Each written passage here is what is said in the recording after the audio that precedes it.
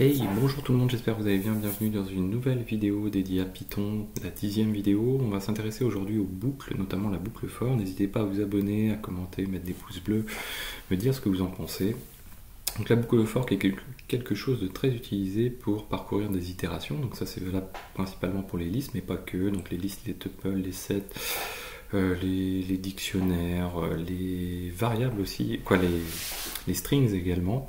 Donc ça va être très pratique et très courant d'utiliser. Donc nous on va définir tout d'abord une première liste. On va commencer, voilà, une première liste ici. Donc cette liste, je vais la coller ici et on va la parcourir. Donc for lettre in ma liste, donc lettre avec un S, je dis print de lettres. Donc là je sauvegarde, je lance. Là bien sûr on parcourt la liste sans aucun souci. Si je clique donc la output, derrière on peut imbriquer ça avec la vidéo qu'on a vue précédemment, qui est la condition, le if. Donc ici je vais pouvoir rajouter un if et dire if lettre égale a, deux points, et là je peux dire, je vais utiliser par exemple un outil qui s'appelle le break. Et le break, ça permet de sortir de la boucle. Alors, on va pas le faire sur A, on va le faire sur le C par exemple, ça va être sympa. Et ici, donc je vais dire break. Donc si je sauvegarde, si je relance, qu'est-ce qui se passe? Vous voyez que dès lors que j'atteins, donc je passe la lettre A j'arrive au print, il n'y a pas de problème, la lettre B j'arrive au print, et la lettre C j'arrive au if, et je résous la condition, donc du coup je break et je sors de la boucle. Si j'avais mis mon print juste avant ici, hop, si je le mets ici, le résultat aurait été différent. Le résultat aurait permis d'avoir la lettre C en plus. Hop, voilà. On a aussi la possibilité d'utiliser le continue, qui est un peu sur le même principe, sauf que lui, plutôt que de breaker, c'est-à-dire de sortir, il va sauter simplement l'itération sur laquelle on est. Donc là, si je clique ça, hop, je sauvegarde, je lance.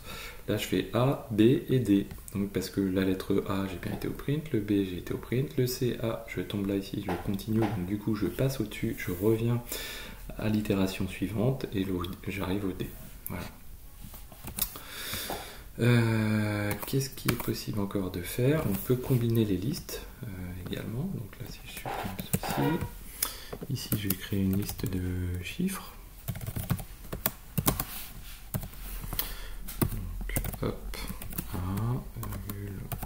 1,2,3 par exemple. Et là, je vais parcourir une liste dans une liste. Donc liste, donc for chiffre, in chiffre avec un S, deux points. Et là, je vais faire un print de lettre, virgule, chiffre. Donc là, si je fais ça, je sauvegarde, je lance. Et là, mon résultat, c'est le suivant. Ça. Mon résultat, c'est le suivant. Donc, pour chaque lettre, je vais faire 1, 2, 3 à chaque lettre. Voilà, tout simplement. Ensuite, on peut utiliser un outil qui s'appelle le range aussi. Donc là, si j'utilise le range, je supprime là, je peux supprimer cette partie-là. Je vais utiliser un range, par exemple, de 10. Si je vais cliquer ça pour y voir plus clair. Et si j'utilise le range de 10, qu'est-ce qui se passe? Je vais avoir des chiffres, 10 chiffres de 0 à 9, puisque j'ai bien 10 chiffres en allant de 0 à 9. Si jamais je veux commencer à un autre chiffre, par exemple si je veux commencer de 101 à 111 par exemple, là je peux le préciser comme ceci, deuxième chiffre n'étant pas inclus. Là je sauvegarde, je lance. Et là, je vais avoir une itération qui va aller... Hop, ah ouais, alors je vais cliquer parce que sinon on va plus y voir clair. Voilà, donc là j'ai bien une itération qui va de 101 à 110 pour chaque lettre. Voilà. On a la boucle while, qui est comme ceci, sur son principe de fonctionnement. Donc while x inférieur à une valeur, donc durant que ma valeur x est inférieure à 10, je vais dire print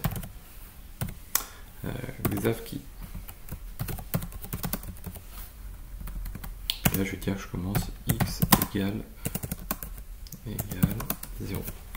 là si je sauvegarde, je clean ça, hop, je lance. Et là qu'est-ce qui se passe finalement? Vous allez voir, voilà. Là il n'arrête pas de faire en boucle des Xavki et il n'arrête pas. Donc là je vais l'arrêter quand même. Pourquoi? Parce que tout simplement, voilà, parce que tout simplement ici je n'ai pas eu d'itération. Donc pouvoir dire bah là je suis tout le temps inférieur à 10 puisque x n'augmente jamais, il est toujours à 0. Donc si je fais un x plus égal à 1, bah là je vais l'itérer de 1 à chaque fois, je pourrais faire de 2, pouvoir multiplier x par 2 en mettant un multiplier également. Donc ça on l'a déjà vu hein, dans la partie numérique. Donc là si je fais comme ceci, si je sauvegarde, je vais cleaner ça, si je lance, donc là je vais bien avoir 10 Xavki.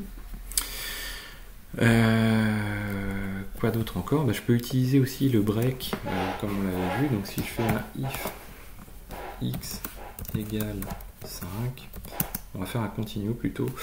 Donc je vais faire un continue. Et donc là par contre on n'oublie pas de rajouter le x plus égale 1. Pourquoi? Je vous le dis tout de suite. Parce que si vous ne mettez pas le plus x égale 1, donc ici on va arriver à la cinquième boucle, on arrive dans la cinquième boucle, il ne prend pas de valeur plus 1, du coup il revient ici, mais il est toujours égal à 4, puis il prend pas de valeur égal à 5, il ne prend pas de valeur plus 1, et puis il boucle, il boucle, il boucle, ainsi de suite. Voilà. Donc c'est quelque chose de très très important. Donc là, voilà, ça a fonctionné, on a une valeur en moins. Qu'est-ce qu'on a d'autre? Ben, c'est tout, je pense qu'on a fait le tour pour aujourd'hui. Très rapidement sur les boucles, notamment la boucle for et la boucle while à la fin. Voilà, donc j'espère que cette vidéo vous a plu, n'hésitez pas à en parler, à la partager, n'oubliez pas le Tipeee et je vous dis à très bientôt sur Xavki.